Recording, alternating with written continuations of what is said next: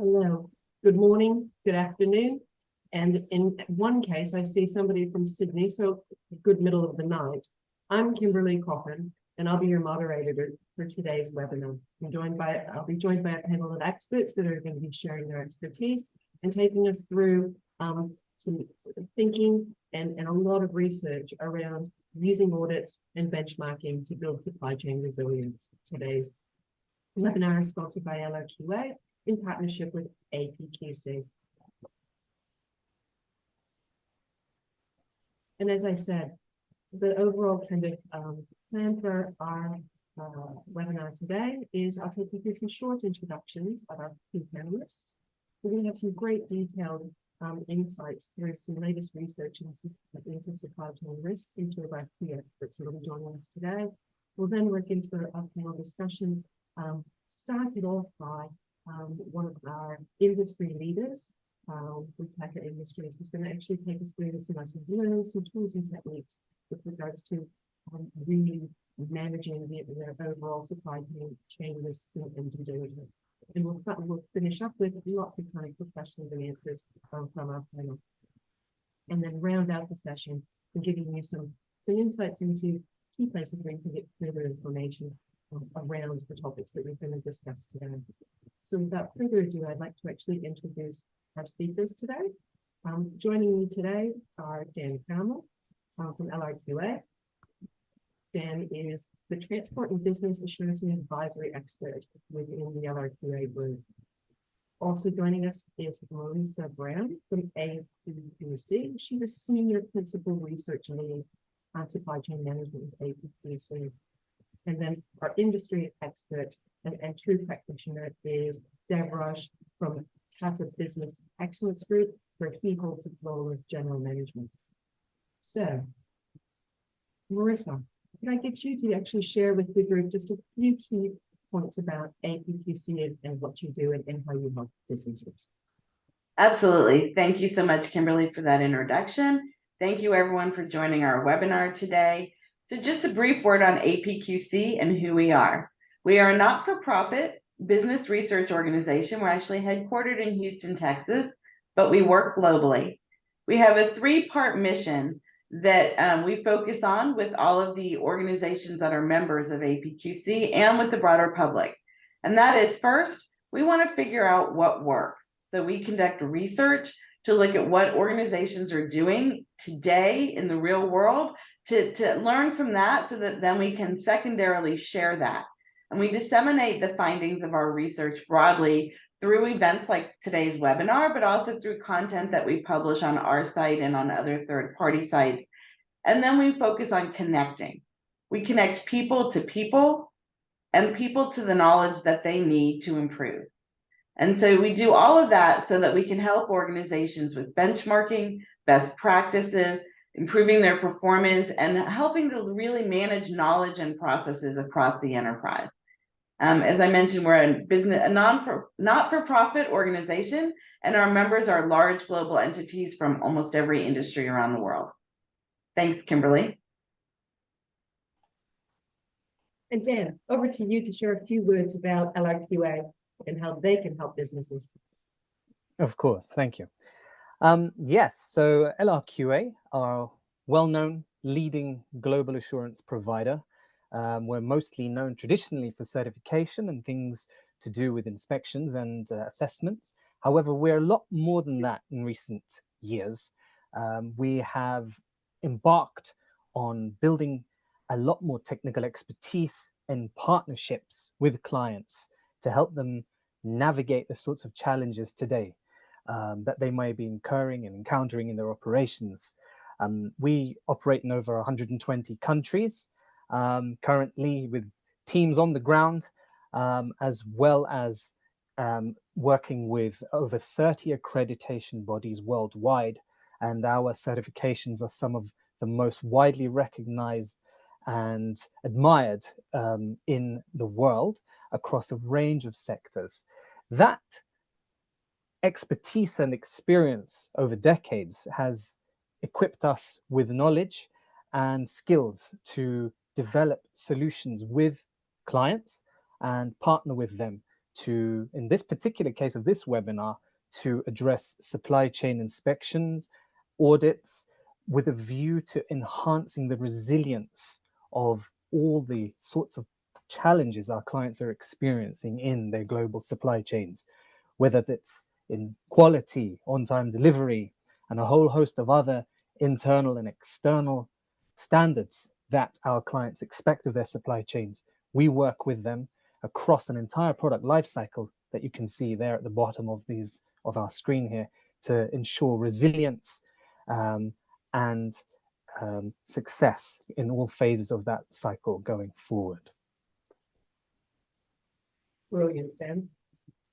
And so before we get into the nitty-gritty, what we always like to do when we actually talk across a wide audience that is ranging from many different parts of the world is to start off with a bit of a poll to gauge kind of who's in our audience, what some of your challenges are, and kind of how you're feeling about the overall, if you will,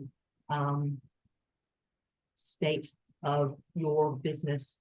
So our first poll question is, do you currently conduct any supply chain due diligence activities?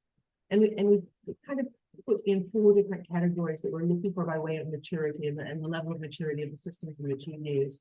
The highest being that we have a really wide capability, a really in-depth process that we actually take our suppliers through both of our services and materials that come into our business and really do a lot of detailed digging, as well as using a lot of digital technologies to actually manage that process. Number 2, it's yes, we have a sound, solid kind of supplier qualification process with a very formalized onboarding and inspection, and we actually undertake some form of annual risk assessment when we look at our overall supply chain and the risks across that. The third option being, look, we have some systems in place, but really focus probably a bit more about just we get people on board and then we kind of look at kind of how what their risk profile is and really kind of look at their performance versus key performance indicators that we include in contracts. And the final one is really, we don't have any formalized system in place and really don't understand the risks that actually sit across on that vast end-to-end supply chain that we're working to bring our products and services to market. And this is the reality. So very much in kind of working with businesses. And Dan, I don't know if you have anything or Marisa, you have anything that you want to add. You know, this is kind of that scale, isn't it? From kind of top of the tree all the way down to that's we're really still trying to work out what we need to do. Yeah, and yes, encourage everyone to please vote on the poll. It'll help us know who's with us on the call today. But I agree with you, Kimberly, that it is a range from a wide capability, a moderate capability, a somewhat, and then that last one, which can be a bit scary, but is the reality for some of our members and organizations. Well, and I'm starting to actually seeing some of those polls coming in. And look at it, it's quite middle of the road. We've got pretty much a tie, I think, for kind of first place. And, you know, we've got good solid framework in place. So number 2, we conduct those main aspects of kind of supplier due diligence processes. And that's tied very closely by 34% of somewhat. We've got, you know, we basically onboard people, bring them into actually our supply chain, and then we go through a risk profiling process. So also interesting, everybody, is that there is really only about 7% that are really what I would call top of the tree with all bells and whistles. Not surprising, because I think that's kind of where the future and where people are trying to understand what the right kind of additional capabilities are. And really big, Marisa and Dan, is 20% don't have anything in place. So they really, I think, are going to look to actually learn quite a lot out of today's session, and I think they're in the right place. So without any further ado, Marisa, let me hand over to you to take us through some of the latest APQC research on supply chain risk. Thank you so much, Kimberly. And those very interesting poll results. So some of that echoes what we've been seeing. But what I want to do now is share some research that APQC recently conducted in conjunction with one of our members, BCG, looking at supply chain and operational resilience. So first off, on this slide, we're going to look at how big are the risks facing supply chain.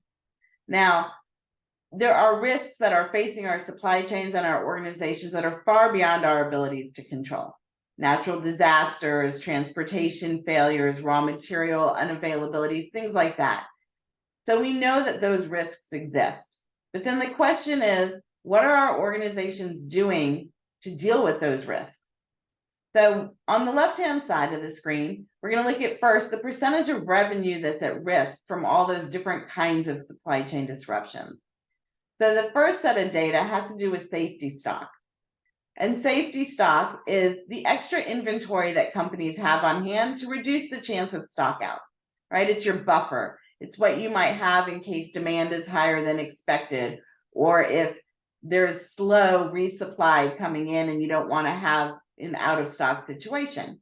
So what we see, and the data here is shared, the green bar is the 75th percentile, the bright blue is the median or the 50th percentile, the midpoint, and then at the bottom is the dark blue 25th percentile.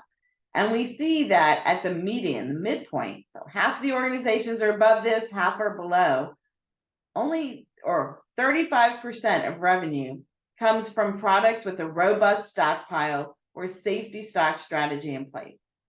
The 35% of the revenue, they have some kind of plan B.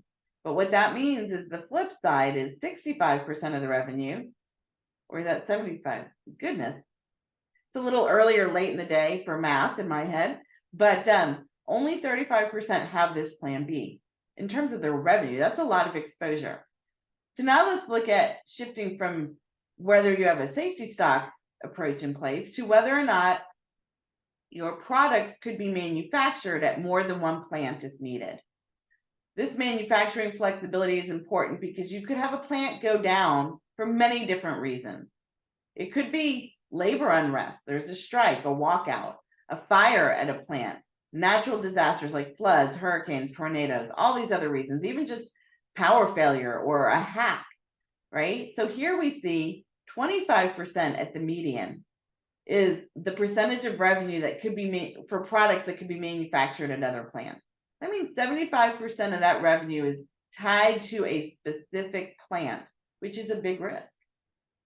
And then the last set of data is looking at the percentage of your active supplier spending that could be spent on backup suppliers if needed. And here again, we see, a lot of organizations are kind of running uncovered a little bit. Because if a supplier has an unexpected stoppage, for all the same reasons your plant could go down, your supplier's plant could go down. Who are your backup suppliers? What's plan B? And we see only 25% of active supplier spending could be spent with backup suppliers.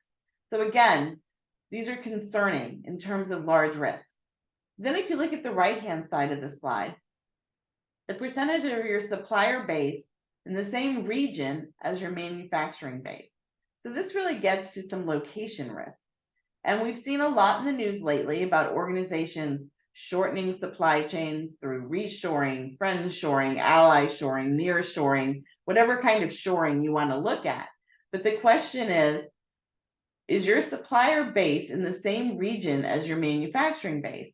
Now, there is not a right or a wrong answer here, because on the one hand, if they are in the same location, well, then that protects your organization from risks like ocean shipping prices and availability that went out of the roof during the pandemic, for example. But if everything's in the same location and you have a massive natural disaster, then your suppliers and your manufacturing base are all affected at the same time. So if all your eggs are in one basket and the basket breaks, you're at risk. So the point of this set of data is to think about what is your organization doing and adjust your strategies accordingly. If you're half and half, that might be the best place to be. But for example, we see that in Asia Pacific, only 30% of their supplier base is in the same region as their manufacturing base. That means for 70%, it's not. So what does that mean in terms of the implication for organizational strategy? Again, it's more of an awareness of what risks your organization is facing. Now let's go to the next slide. And let's take a look at, so if these are the risks facing supply chains, on the next slide, we'll look at the extent to which organizations are monitoring all these different risks. And so what we see here, we know the risks exist. And so how well are organizations doing in keeping an eye on them, planning for them, and then planning for the recovery afterwards if it happens? And the short answer is this is a little bit of a scary picture. For a majority of the respondents, 57% being the largest, their supply chain monitoring capabilities include predictive visibility and automatic alerts. But I would say that given the geopolitical and climate of uncertainty and volatility that we have today in the world, it's important to stay on top of the latest news and events and not just monitor and react, but have a way to sense when things may come so that you are able to have a plan B or a plan C in place. So you can see that only 37% are monitoring news and events.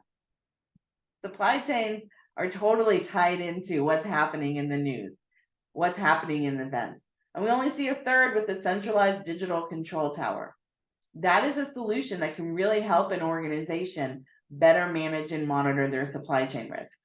So I'm sharing this information not to be a scaremonger, but as benchmarking to see what are other organizations doing. And for that 20% of you who answered our first poll and said you don't have anything in place, you're not alone. You can see that. But so let's take a look on the next slide so for the organizations that do have some things in place, what does that look like? And we know that in an ideal world, organizations would strive to have a rapid, agile, structured process so that your customer orders stay on time, no matter what's happening. Whether your designs have to change, maybe because you have an unexpected shortage in a critical material, think semiconductors, or a supplier change, or even your customer may request a change. All of these can affect your engineering plans and design. Now, I do want to mention that these are just several data points that I've pulled out from a larger benchmarking project that we've done on this topic. And supply chain resilience truly touches every piece of the supply chain, whether it's supply chain planning, sourcing and procurement, logistics from an inbound or an outbound or even an inventory management perspective, and also manufacturing, and then your product development and engineering. So when we look at engineering design changes, we see about 2/5 of the organizations in our research have at least an expedited process to manage when there's an emergency change needed. But let's look at the left side of this, and this is a maturity scale. So if we start at the bottom and then work our way up, at the bottom we see 28% of organizations saying that emergency design changes are not possible, just can't do it, or they don't happen for exceptional reasons, like regulatory issues. So that just does not reflect today's reality. You may have seen the acronym VUCA, volatile, uncertain, complex, ambiguous.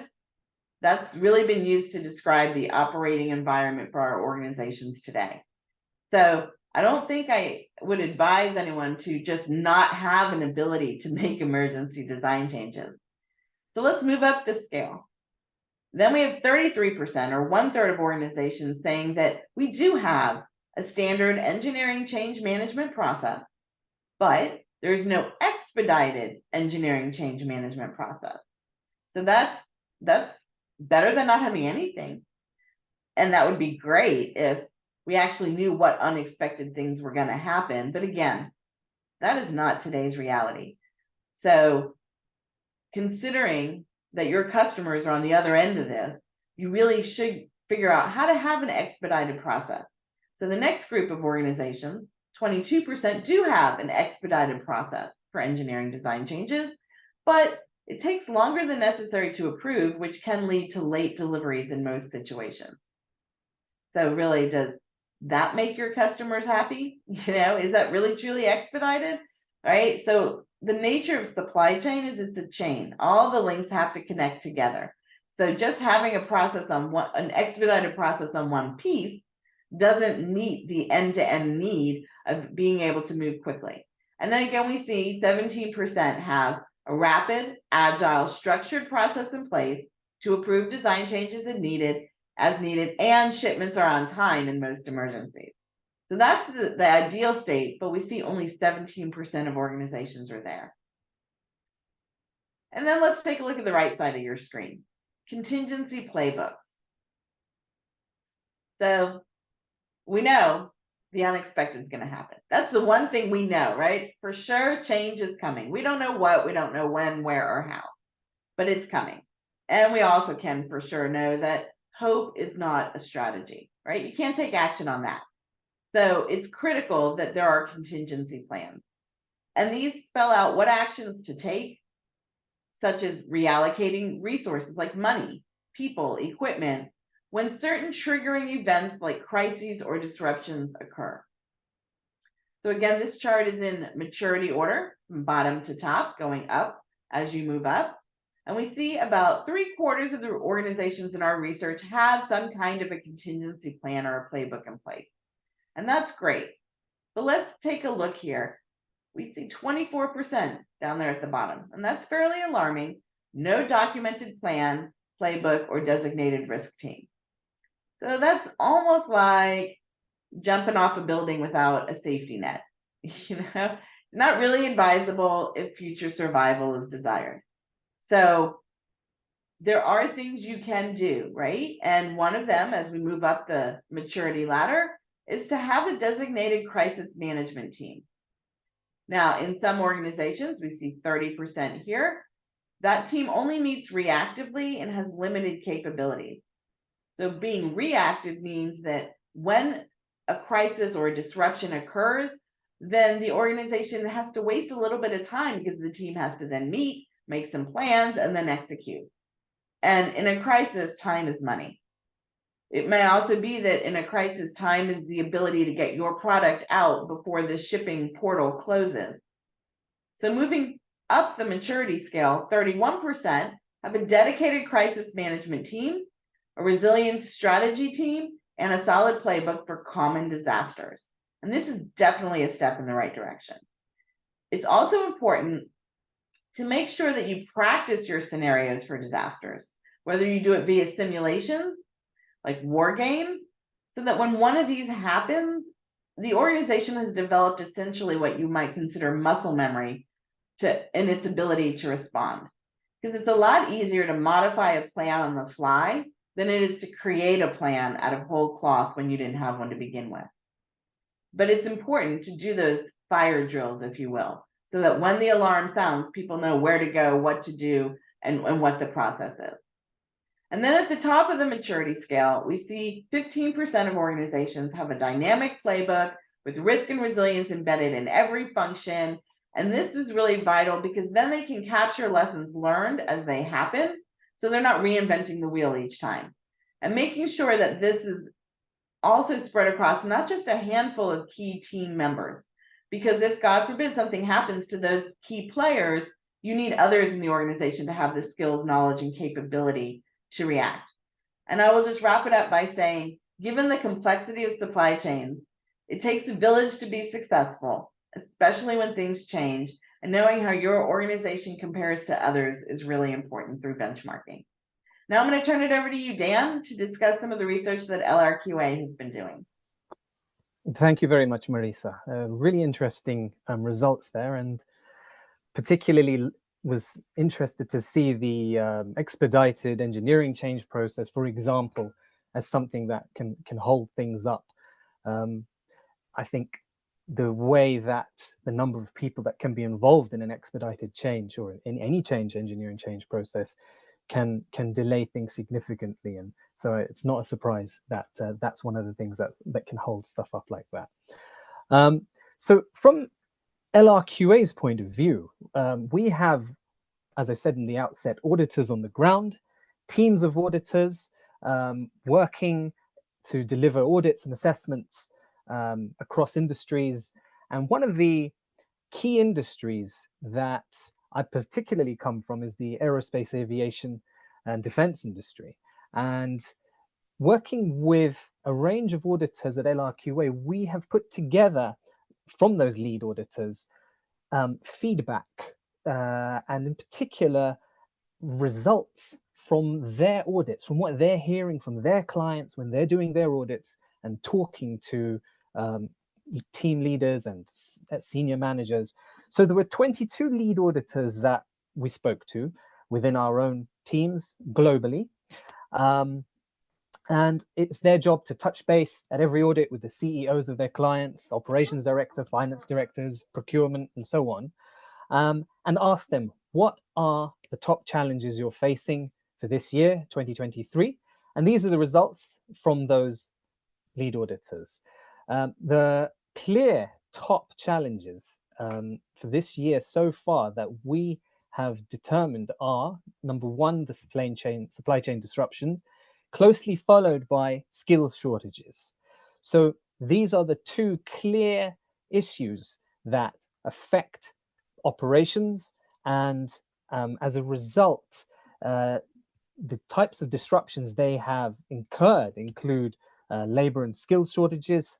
They can be sanctions, they can be tariffs, limitations of supply because of sole sources of supply. And the skills and workforce one is very closely related. Many supply chain disruptions are as a result of skills shortages. So skills shortages in itself is a standalone issue, but it's very closely interlinked with supply chain disruption all around the world. You know, skills shortages can affect people doing the work, hinder innovation and disrupt operations, customer satisfaction, and all sorts of impacts on operations and supply chain. So these two go hand in hand and are still very much affecting clients today.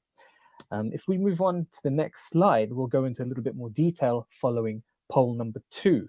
But poll number 2, we really wanted your take as an audience to build on those sorts of challenges that you're facing as well. Think of this as an expansion of that chart you've just seen. What sort of issues are you guys seeing in your day-to-day operations with your companies and your businesses and functions? Is it, number one, their compliance processes, adherence to standards, non-conformances against standards, internal standards, regulatory standards, international standards, statutory and customer standards even?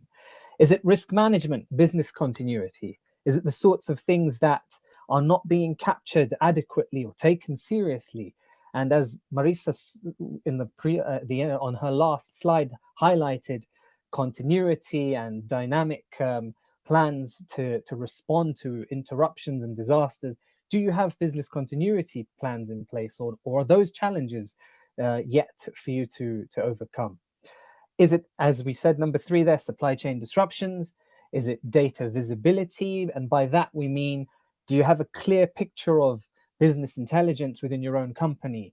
Can you see what customers are demanding in far enough in advance? Can you see what issues suppliers are facing far enough in advance? Have you got a good enough insights into your own capacity, your own constraints, whether it's on the shop floor from your machinery, whether it's in your skilled workforce or subcontractors? That kind of visible data that ERP systems, MES systems can give you, that sort of thing. Cybersecurity, is that an issue that you've faced? Is it a problem that you feel that you are facing and keep having trouble keeping up with?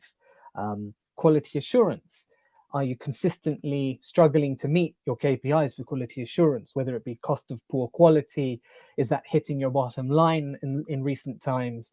Are you finding that the rejects are just too high or too out of control and for reasons that aren't quite clear? Sustainability is an increasingly important factor that's bothering people, as particularly we see more and more the role of sustainability managers in companies and organizations. Do you have sustainability managers or people who are aware of the latest legislations that are coming out regarding sustainability and that could impact your business or your stakeholders and investors' requirements for sustainable operations in your engineering processes? Have you looked at opportunities for scope 1, 2, and 3 emissions and assessments, those sorts of things? And of course, finally, productivity and culture. In this era, we note the Great Resignation and all other sorts of things that have affected the traditional shop floor workers, whether it's a lack of adequate remuneration or flexibility, or whether it's clear career paths forward, all of those things affect people and culture. What's the happiness of the people working with you and under you and in those functions? So these are the results of those sorts of issues. Quite a big spread by the look of it. And it's not a surprise, their supply chain coming out on top. And that's why we've put this webinar together. But there is closely followed by risk management and compliance as well. And there's cybersecurity as well. Okay, fantastic. Thank you. So with those in mind going forward, we'll certainly be touching on some of those issues and the tools and techniques that LRQA and APQC can invite you to make use of. But moving on, I think it does boil down to these three testimonials, if you want, I think highlight those challenges quite well. These testimonials come from management and key decision makers via our audit teams. And there might be multiple instances of these sorts of testimonials cropping up, but these are three key ones that we have found give auditors perspective on the sorts of supply chain issues and other issues that affect operations. So the first one is certainly that as a result of new and alternative sources of supply arising in response to disruptions, there's been sort of rebaselining, restarting, requalification activities. And from a project management point of view, that's really resulted in a sort of simultaneous run of activities that are relying on a core set of resources that hitherto could have been staged in series to feed those activities. But now with multiple simultaneous activities in parallel, engineering development activities, they're drawing on the same resources, and that's causing a lot of choke points and bottlenecks. Secondly, the evolution of supply chain disruptions. And when I say evolution, I mean a supply chain disruption might not be consistent for very long. It might change in the nature of its effect and impact. And as a result, a remedial activity or action that you guys do to address it don't last very long. So the evolution of supply chain disruptions mean that remedial actions are not effective for very long, and what worked one week might not work the next week or next month. So things like priorities and demands and prices change so frequently that evolution is throwing a spanner in the works as well. And finally, the integration. And when I say integration, I mean the inclusion of customers' requirements into suppliers' goals and strategies. That used to happen. A supplier used to take very seriously an OEM's requirement and imbue it into its own goals and strategies for the year. But that's not happening anymore. Suppliers have their own problems, and they're just not. Their OEM customers have often conflicting requirements, and they're no longer able to include that and flow that down in the way to their own sub-tiers that they would have previously. So those are the sorts of auditor testimonials that we've seen come back from audits. But that is means and has shown us that we align very well what we're seeing with what APQC have found in their findings and surveys. We're very much aligned in those insights because we derive those from our frontline work, our audits, and APQC's benchmarking surveys and research as well show that kind of alignment. So what does it mean for the outcome of our insights? Well, we can focus on three key outcomes here. And they center really around these three titles. So number one, better visibility and advanced order planning. Number two, forecasting, once you've done all of that, and alerting and continuity planning.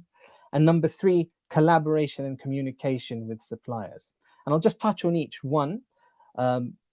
because each one is a whole webinar in and of itself, really. But number one, visibility and advanced order planning. Well, we can work with directors of operations and procurement activities and managers and so on to enable them to deploy supplier visibility maps, to develop mappings down to sub-tier levels. That will enable them to have a much clearer view of the supplier to suppliers, because the more we can get down into that supply chain, the more visibility we have, the better we can understand the impact that a supplier that we weren't previously aware of, that's feeding into our own supplier, can have on our supply chain. It'll help us better understand constraints, materials, processes, and even skills and subcontracted services. So we can facilitate that supply chain mapping and help that be of use in terms of visibility to an organization to understand impacts and of supplier performance.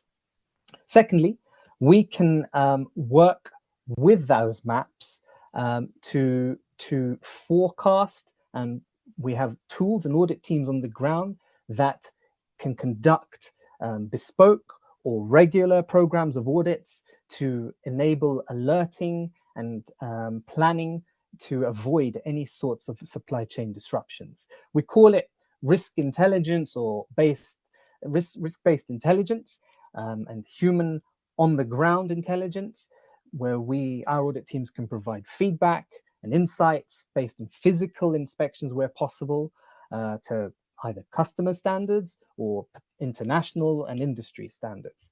And we even have an ESG team that do that, called Elevate. They look at macroeconomic information, events, and issues that might affect globally, that affect suppliers, but more from the ESG side of things. So the labor, the ethics, the social, the environmental, health and safety. They're very much a well-established and widely recognized team within LRQA that have that speciality.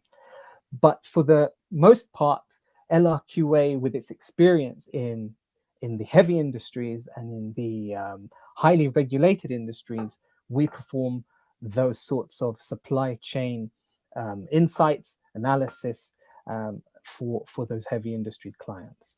And the third final one on this slide is the collaboration and communication. So this is more and more a critical area, as I mentioned before, suppliers not listening to OEMs as much as, or not including OEMs' goals openly like they were before in their own goals. So we need to close that gap more now. We need better communication, collaboration with suppliers, and even those further down the supply chain. It's a critical area because they're just not, that collaboration's been a bit lost in recent years. So the way we approach that is we'll start internally. We'll look at a client first to make sure that it's able to communicate effectively with its suppliers, so enterprise level collaboration to avoid functional independence, or what we call silo ordering, where one department in your company will be ordering something from the same supplier that another department's ordering from, but they're not talking to each other, so there's duplicity of orders and conflicting orders. So sorting all that out first is something that we would get involved in and help make sure that that seamless and efficient communication is in place. And then we would help work with qualifying and communicating with suppliers to make sure we have the best types of agreements going forward, whether that be in long-term agreements or sharing or pooling risk for low probability of impact items and high impact stocks. So those are the three sorts of areas we've identified that LRQA would best be involved in and help with. And sticking with those three areas, this capability wheel, I think, summarizes LRQA's, I guess, solutions that we would develop and can develop with clients. That would be around development and looking at suppliers, capabilities, constraints, and so on. Requirements, how we flow down those requirements onto suppliers, making sure that they are in the right position to do that, to supply that, and going right the way around product qualification, whether that's first article inspections or manufacturing readiness reviews. We have the teams to go in and do that. Conducting supplier inspections at various points in the supply chain, we can do that. Going right the way around, supplier assessments, so the surveillance audits, product audits, compliance checks, and all the way around to interventions, predicting, preventing, and bringing in best practice and benchmarking where needed to bring underperforming suppliers up to expected levels. So that covers all three of those areas using that capability wheel. And on to the next slide. All of this is designed really to enable you to ask these questions today. The key questions here we feel you should be asking are: how at risk is a part or all of our supply chain? We can help you answer those questions with our mapping capabilities and solutions. How much of the risk is out of our control? Well, we can conduct supplier assessments and help you quantify that risk, and whether you're able to respond to it or not, and if not, how best to mitigate it. How can we shorten supply chains? We could embark on a complete mapping and supply chain review with you to look at alternative sources of supplies and how you navigate that kind of risk to shore up your supply chains. And finally, what level of assurance do we need and where do we need it? So culminating really in helping you find where you are on that wheel that we saw in the previous slide, whether you need one slice of it or multiple portions of that. It's a modular approach that we can roll out with you in sequences to help you build up the assurance that you need to the level you are happy with. That's that slide. Thank you. So look, Marisa and Dan, great insights, terrific research. And there's been so much detail and so much information shared. I do want to make sure that we get on to some real world tools and techniques and applications and lessons learned. So thanks ever so much for all of that great background. Debraj, I'd like to hand over to you from Tata Industries to actually take us through some of that practical, real world learnings that you've got that you can share with the rest of the audience. Sure. Thanks, Kimberly. Thanks, Marisa and Dan, I think, for sharing those insights. And as Kimberly mentioned that, actually we have seen these insights when we did a kind of supply chain resilience process benchmarking towards the end of last year to understand, how we are doing or how we have done actually looking at the disruptions in the pandemic that happened. So before going to that, I think you need to understand that, how complex is the Tata Group. Tata Group is India's largest conglomerate with products and services in over 150 countries. And it has operations also in 100 countries, almost 1 million plus people today, with a revenue of US $150 billion. And it represents, various industries like technology, automotive, steel, infrastructure, consumer and retail, and others. So when we started conducting this study, it was basically to understand that, various industries, how the supply chain, the disruptions are happening, and what are the probably learnings that we can have, which we can share within the group companies for taking the maturity up.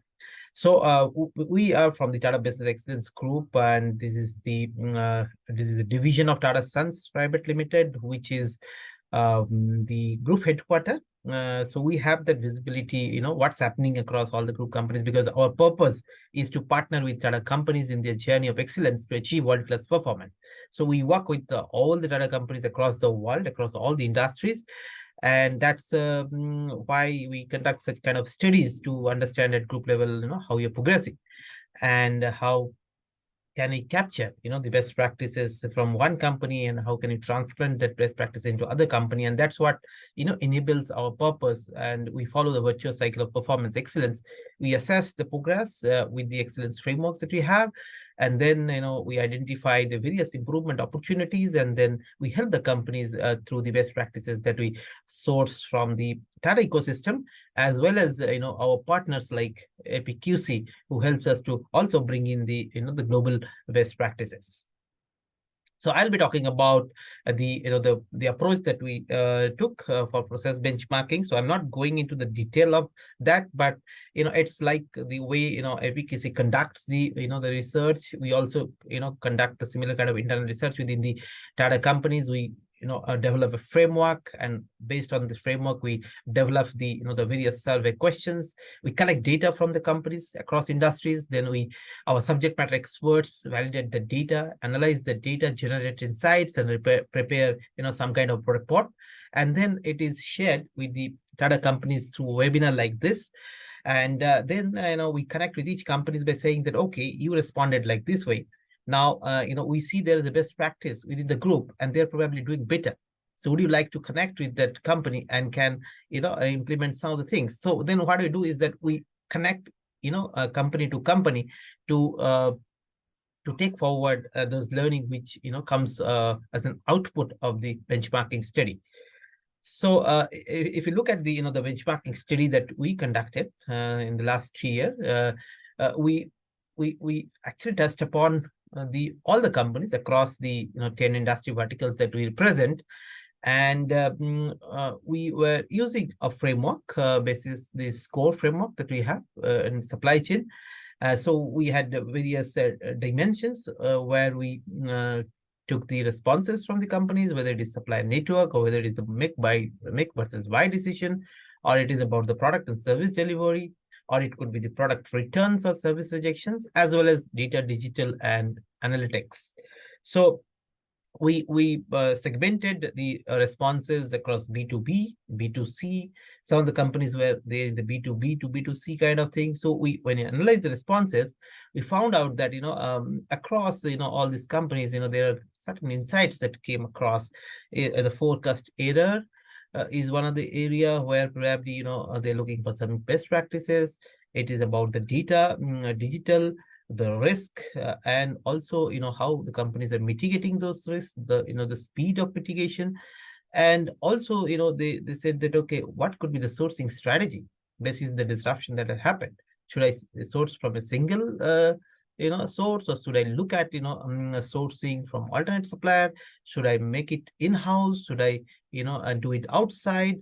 All those things came as a kind of an insights from this study. And then what we did is that we also looked at while we looked at the process part of it, can we do some kind of a KPI benchmarking as well?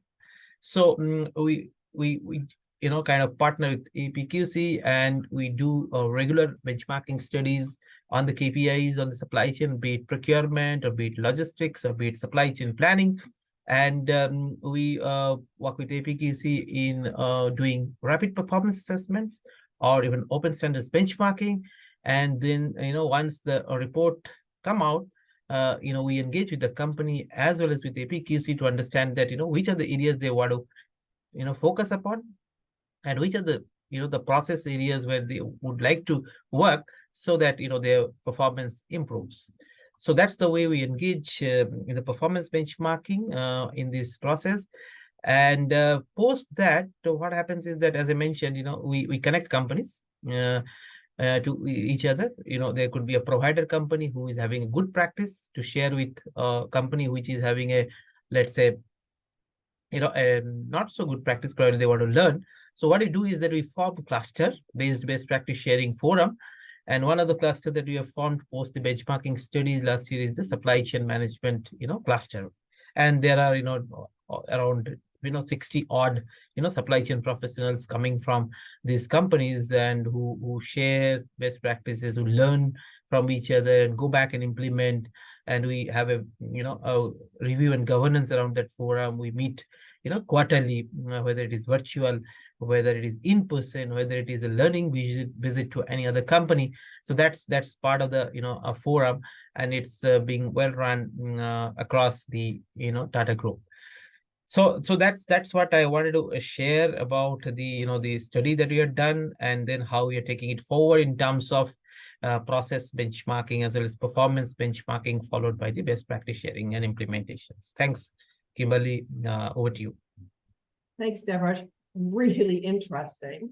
And I'm hoping that we have a couple minutes because I have a couple questions that I definitely want to talk to you about some of your benchmarking processes, because I find it really interesting across such a very group of industries. So, poll number 3. Before we wrap up, we've had a lot of great insight. We've talked about a lot of different tools and techniques. We've seen some of those tools and techniques in action through Devraj's presentation, which I thought was excellent, and I'm sure you'll agree. What we'd like to seek now is just a bit of feedback from you, a bit of input from everyone in the audience with regards to thinking about the various tools and techniques that have actually been described today. What do you think your business, your role in doing, your work within your business and actually driving improvement in your business would benefit most from? Would it be looking at and establishing and getting some help with kind of that internal process performance and efficiency assessments to look at kind of where you are from a maturity perspective, where might you have gaps or areas of increased risk? Working with supplier sub-tier mapping and qualification, so going through like a real detailed supply chain mapping process, which I know many companies that I work with on a regular basis they struggle. They've got some good one up and one down maps, but they actually, when we're going end to end and increasingly needing to do that, actually need and look for really taking that mapping, that supply and that sourcing mapping to the next level. Supply chain real-time disruption alerts and continuity planning. It seems like a lot of, I think back to Maurice's actually research, a lot of companies actually have these things in place. And, more than 50%, if I haven't got that wrong, Marisa. And, is that something that, for those of you that don't have anything in place, there's some simple ways that you can get some of that real-time alerting put in. Also, moving toward more of that embedded interventions that come off of some of those key alerts, taking and targeting where you've got key risk areas or where real risks eventuate across your supply chain. But again, internal and external benchmarking of industry best practices and how to actually approach that very, very topical and very something really looked at deeply by Devraj from a type of industry perspective. And then, as we all talk about, and we hear a lot about AI-based predictive analytics and looking at the application of how we can actually use that and use our data better and more efficiently. Wow, I've not seen results kind of this universal across. I can't even really, team, Marisa or Dan, if you guys want to jump in, and even Deborah, it's pretty across the board, even with regards to all of those tools and techniques. Would love just a top line from each of you with regards to, kind of your call out and your takeaway from this particular poll. Well, I think that the number one response was the supplier sub-tier mapping and qualification. And I think that is an excellent place to focus, because what we're seeing is that it's often not your immediate suppliers that are the source of the problem. It can be their suppliers. And for far too many organizations, that is a black hole. They don't know what's there.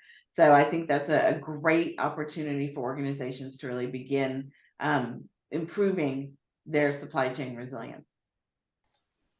Absolutely agree. It makes sense to have that view, both up and down the supply chain, as well as knowing what your customers are also doing and what if they are supplying themselves into any customers further upstream as well. So I totally agree that that's the first one, closely followed by the second one, which is supply chain disruption alerts and continuity planning. There are a range of tools and techniques for that now, specifically with the evolution of things like AI and predictive analytics that can support that capability.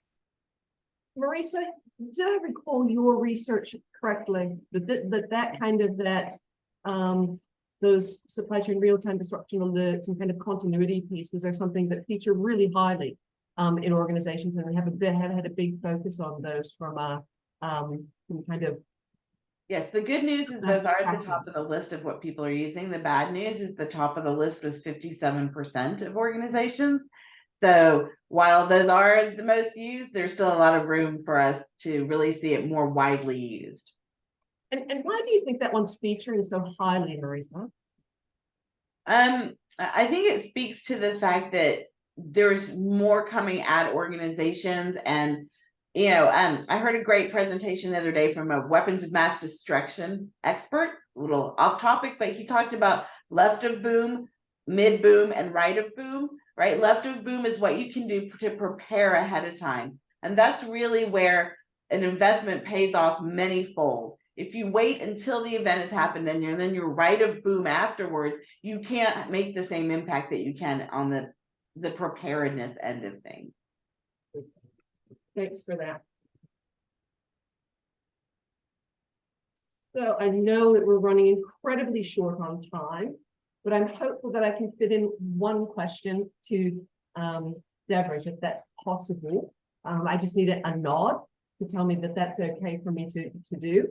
And what I'd really love to actually talk about, Deborah, which I just thought was really interesting, is, you talked a lot about the benchmarking studies work that you did, and really want to understand how did you leverage the outcome of those benchmarking studies to actually improve process performance against kind of that diversified group spanning all those industries? How do you actually do that? What is the actual specific kind of lever that you pull following those benchmarking studies? Yeah. Himali, so as I mentioned, we look at the the outcome at the group level first, that what is the group's position in terms of how probably they are responding to the supply chain disruptions, and what kind of resilient practices that they have developed. So we source those practices, we document those practices, and then we keep it in the group level knowledge management repository that we have for our group companies employees to look at. And then as they need help in terms of further deep dive into someone else's practice, we connect them, we take them to the site as well to understand. And what you've seen is that through these best practices sharing sessions, there are a lot of time that they customize the learning and they implement those learning. Some of the examples to share with you, that one of the company which is into the entertainment industry went to an automotive industry, and they learned the warehousing practices, management practices from that automotive company, and they came back, they implemented those practices, and once they implemented those practices, they could save on the warehouse space, they could improve their turnaround time, they could improve even the on time in full, they could improve even the these customer satisfaction of the net promoter score that after each delivery that they have to the customers. So it's a different kind of industry, learning from a different kind of industry. That's the value we see. The other examples that we have seen very recently is that a company is started using Anaplan to see the visibility. I think Dan mentioned about that, what is the visibility that you have in the entire supply network. So the company picked up that Anaplan as a tool and implemented, and now they are able to do better, sales and operation planning, because they are using analytics. They have the better visibility to tier 1, tier 2, and tier 3, companies. So these are, some of the values that we have seen for doing such kind of, benchmarking studies. Fantastic. Lots of learnings from industries. It's that whole thinking outside the box. So just because the industries aren't aligned doesn't mean there aren't things, that good practices that you can actually bring in-house and actually make and drive improvement. Well, sadly, we have now run over. I'm not much of a moderator, I guess, because I've actually let us kind of time get away with us. But I hope you have enjoyed the session with us today. What I would like to say is, if you want to learn more or you want to actually get more information, we have included here both some key contact and some additional information and information sources that you can actually drop into and actually look at your own time following the webinar. And probably the most important piece is you will receive a copy of these slides, as well as kind of this key I want to know more links within the next 2 business days. ensure that you take our webinar satisfaction survey when the webinar closes. And please take the opportunity to visit both www.apqc.org/events as well as www.lrqa.com to learn more about upcoming and on-demand webinars and events. I want to thank everybody for joining us. I want to thank our panelists, such great information, so much expertise, and really, it was a really jam-packed hour with some great information.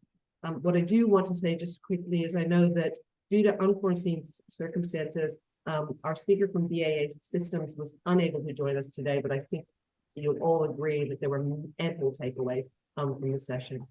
And with that, I'll leave this with you. Please connect with us, connect with the team at APQC and LRQA, and it's been my absolute pleasure to moderate. Thank you, Kimberly. Appreciate it.